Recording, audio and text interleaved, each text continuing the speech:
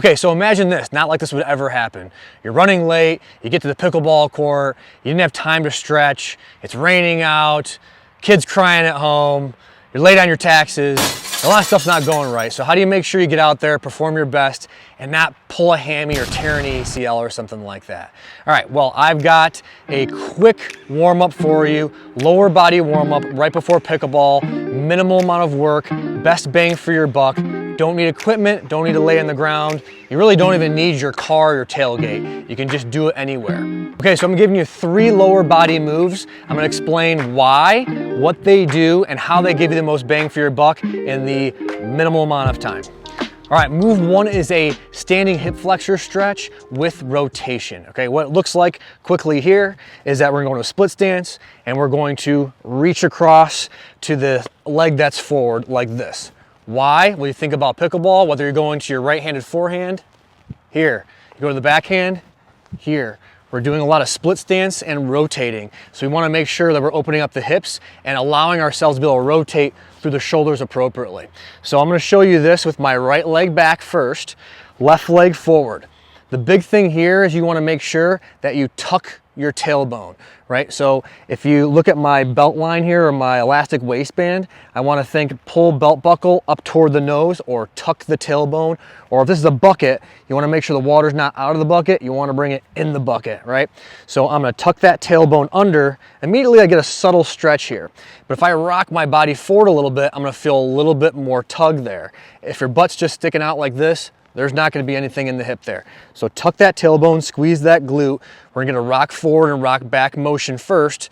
And once you have that, then we're going to punch across the opposite side. So I'm going to punch across to the left leg. So I'm going to keep that tuck as I rock forward, punch and reach, punch and reach. When you're doing this correctly, you should feel that stretch in your hip and sometimes even up into your abdomen because you're getting that hip flexor which attaches into your low back. We want to do at least 10 to 20 reps of this and then switch sides. Right leg forward, left leg back, tuck the tailbone, squeeze the glute, rock forward and rock back with a punch. Good, 10 to 20 each side. Hey, if you like this pickleball injury-free content and you want some more of it, let us know in the comments. If you haven't already, subscribe to this channel, hit the bell ding-a-linger for notifications of future content. Thank you for watching. All right, things are warming up here, moving on to move 2. So this one is gonna be working on lateral movement. So when you're playing pickleball, there's a lot of side to side here, so we have to make sure to have good control in what's called the coronal or frontal plane. So what we're gonna do here is separate the feet a little more than shoulder width apart, and we're just gonna feel a side squat, or sometimes called a Cossack squat. So all we're gonna do is kind of bring your body to the one side, bend the knee, sit the butt back, right? We're not just bending the knee forward. We're gonna go to one side, sit the butt back. Other side, sit the butt back. Once we have that, uh-oh, my wife's here. She's watching a video. Hi Liz. You can drive up. I'm just doing a video. All right. So you're gonna sit the butt back and the other side, sit the butt back, other side. So what we get here is some control on the right leg, stretch on the left groin. Sit back with the left side, control on the left hip, stretch on the right groin. Once you have that feeling there, if you wanna add a little bit extra, what we can do is we can slowly sit into that right side and then explode up. Slowly sit into the left and explode up. If you want a little bit more than that, make it more dynamic, what we can do is we can quickly drop down, catch it, and then come back. Drop down, catch it, and come back. To make it even more dynamic, what we can do is we can hop from side to side. We can go here, and then add a little jump from side to side. So we're not only pushing off, but we're catching. So load, explode, load, explode. Scale it accordingly to your ability. Do about 10 each side, and we'll move on to move 3. All right, last but not least, move 3 is mostly about control. So pickleball is a lot about rotation. So to make sure that we don't, bust an ACL, we want to make sure our hips are moving well and that we're not cheating with that motion through our knees especially, but also not our low back. How we can do that is to ensure some good control of our leg.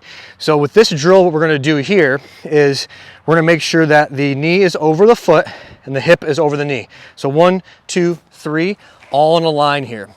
And the next step is we're gonna plant most of our weight on that right foot.